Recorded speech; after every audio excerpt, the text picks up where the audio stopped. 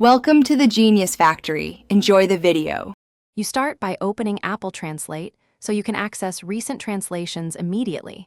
This is faster than digging through settings. Once the app is open, look at the main conversation or recent list and tap the language selector or three-dot menu to reveal options. Make sure your device is unlocked and signed into your Apple ID so changes persist. If you don't see history, switch to the Settings app and search Translate to continue the process. You now work through the middle steps. Open the History or Recents view and inspect entries you want removed. To delete one entry, swipe left and tap Delete. This removes it immediately from local history. If you want bulk removal, tap Edit or the Clear All option, confirm the action, and the app clears selected items.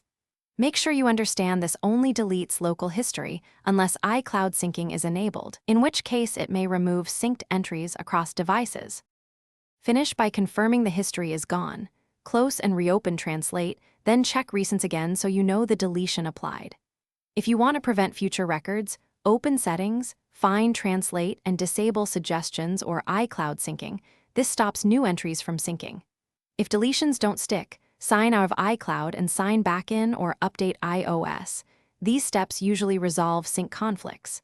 If problems persist, restart the device before repeating the deletion steps. Thanks for watching. If you found this helpful, don't forget to like and subscribe.